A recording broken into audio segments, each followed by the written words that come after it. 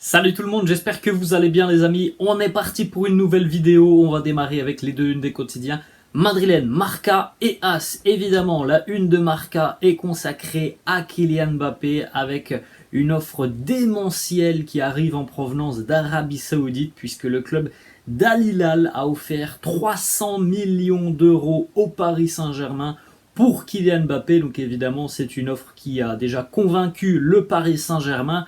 Mais on est très très loin de l'arrivée de Mbappé du côté de l'Arabie Saoudite. Alors, en plus de ça, le club saoudien est prêt à donner des garanties à Kylian Mbappé puisqu'il ne pourrait rester qu'un an en Arabie Saoudite et rejoindre donc le Real Madrid en 2024. On parle même pas du salaire qui est complètement dingue, ce qu'on propose à Mbappé du côté de l'Arabie Saoudite.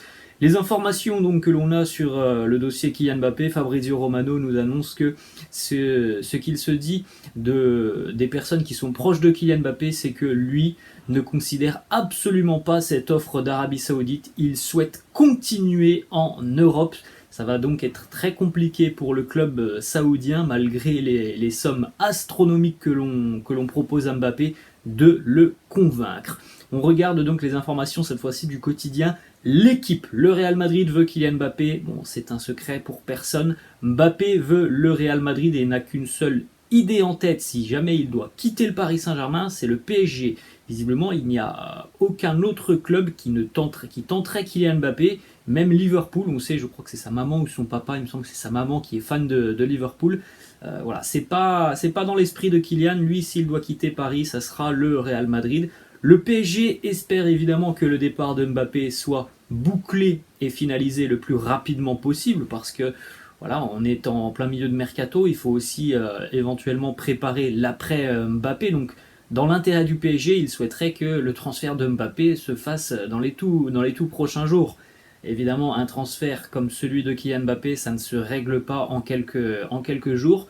Du côté du Real, on est très calme sur ce dossier Mbappé parce qu'on pense aussi que on a tout simplement un moyen de faire pression sur le Paris Saint-Germain. Si on attend par exemple les derniers jours du mercato, fin août, les dernières semaines, si Kylian est toujours au Paris Saint-Germain et qu'il n'y a pas eu de négociation positive entre le PSG et le joueur, c'est peut-être un moyen de faire pression du côté du Real en disant voilà, maintenant nous on vous propose ce prix et vous allez être obligé de le vendre à ce prix-là. Donc plus les jours passent, plus ça semble intéressant pour le Real Madrid et plus les jours passent, plus évidemment le prix de Mbappé pourrait baisser parce que le Paris Saint-Germain sera un petit peu poussé dans ses derniers retranchements. Il faut savoir aussi qu'un intermédiaire a été embauché pour aider au pourparlers entre les deux clubs car on sait qu'il y a de mauvaises relations entre le Paris Saint-Germain et le Real Madrid. Mais voilà, ça c'est une information. Le Real a donc pris la décision de, pour le moment, rester un petit peu en retrait, mais d'ici quelques semaines, les Merengues pourraient arriver à l'assaut sur le dossier Mbappé, et donc évidemment, ça pourrait accélérer rapidement parce que le PSG serait un petit peu dos au mur. On continue avec la une du quotidien As Estreno Feliz, une première heureuse. On en a parlé hier lors du débrief de cette première rencontre de l'année pour les Merengues, ce match amical face à l'AC Milan, une victoire 3-2, une remontada, un doublé de Fede Valverde, un but de Vinicius, avec des choses intéressantes, notamment sur la seconde mi-temps, le nouveau système de Carlo Ancelotti qui a donc été utilisé sur ces deux mi-temps parce qu'on a eu deux équipes différentes entre la première et la deuxième mi-temps, et puis toutes les recrues quasiment qui ont joué, sauf Arda Güler qui était forfait puisqu'il est un petit peu gêné au niveau du genou. Quelques déclarations d'après-match de cette rencontre, l'entraîneur Carlo Ancelotti qui nous parle premièrement de l'association Bellingham-Brahim Diaz. Les deux ont d'ailleurs été très intéressants hier. Il nous dit: Brahim est revenu après 2 saisons à Milan. Il a la qualité pour jouer dans ce rôle, il joue très bien entre les lignes, il s'associe bien avec les autres. C'est une option que nous avons et j'espère pouvoir en profiter toute la saison. Est-ce que vous avez aimé ce nouveau système de jeu avec ce milieu en losange? Il nous dit: j'ai aimé. Il y a des choses que nous devons modifier un petit peu. On a eu du mal à sortir de derrière. On tente de jouer un peu plus dans l'axe que sur les côtés. La position de Bellingham a été bonne. Il a fait un bon match. L'équipe doit s'habituer à sa qualité, son arrivée.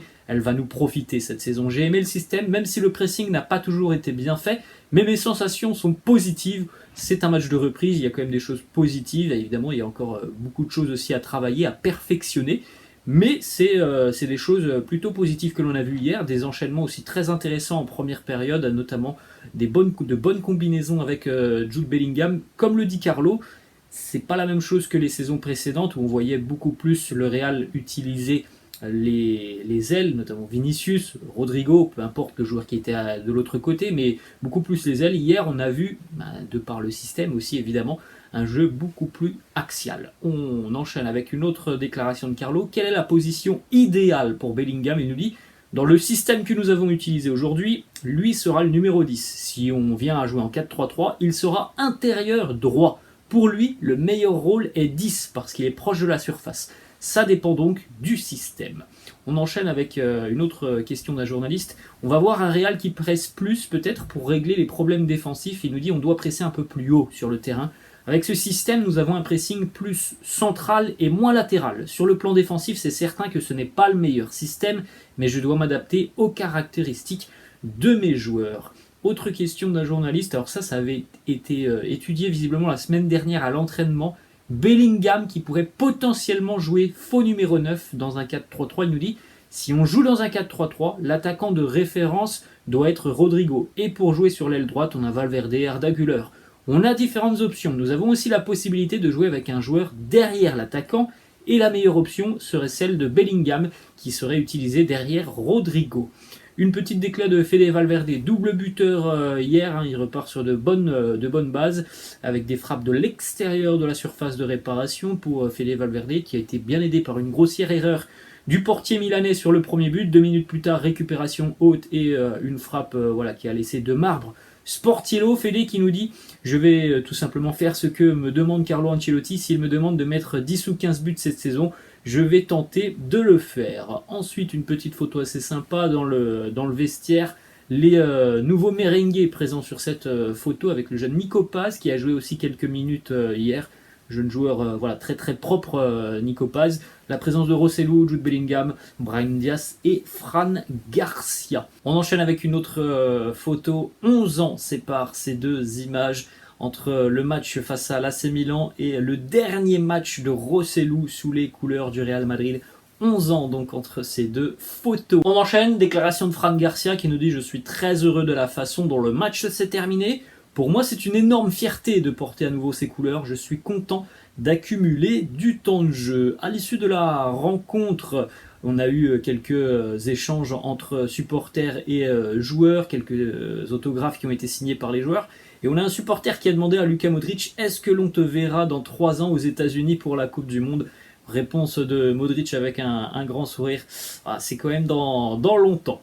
Ensuite, on regarde ce qui se passe un petit peu sur les réseaux sociaux avec Jude Bellingham qui a laissé un petit post de son premier match et de ses premières minutes sous les couleurs du Real, avec déjà quelques joueurs du Real qui sont venus commenter son post. Fede Valverde avec ce bestia, Vini qui a commenté avec ce crack et Thibaut Courtois, Beast. On poursuit avec le petit échange aussi, il y a une belle complicité déjà naissante entre Jude Bellingham et Fede Valverde. On a vu déjà que ça se taquinait à l'entraînement.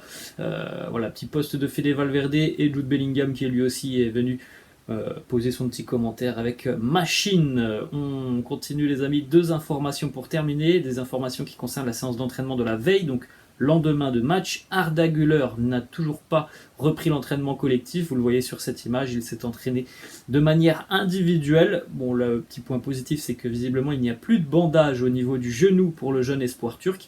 Espérons qu'on pourra le voir dans 48 heures maintenant pour le prochain match amical face à Manchester United. Et on termine avec une séquence qui a été captée par les caméras de Marca qui était présente à l'entraînement hier. D'ailleurs, vous pouvez retrouver cette séquence en vidéo sur le compte Twitter de Marca. Luis Llopis, l'entraîneur des gardiens de but, qui a arrêté la séance pour gronder Andriy Lunin sur le terrain à la surprise de Thibaut Courtois qui était juste à côté. Donc l'image que vous avez à côté de moi, en fait, c'est une image de cette séquence vidéo qui dure 2 minutes. Et oui, on voit bien que l'entraîneur des gardiens de but est visiblement très en colère après Andriy Lunin. Le pourquoi du comment, c'est difficile de comprendre, même si on voit à un moment qu'il imite un croche-patte. Alors, est-ce que c'est dû à la séance d'entraînement au match face à Milan? Je ne sais pas. En tout cas, on voit Luis Lopis tout simplement s'en prendre à André Lunin. André Lunin qui visiblement a l'air lui aussi un petit peu énervé. Il en a jeté son chasuble par terre. Et donc autour, on avait Thibaut Courtois et les deux jeunes gardiens, à savoir Fran Gonzalez et Pinheiro qui était présent. Donc voilà, c'était assez tendu au niveau des gardiens de but sur la séance d'entraînement de la veille. Voilà les amis, la fin de cette vidéo. J'espère que ça vous a plu. N'hésitez pas, comme d'habitude, à lâcher un petit pouce bleu. N'hésitez pas non plus à vous abonner à la chaîne. Je vous laisse et je vous dis à la prochaine. Ciao.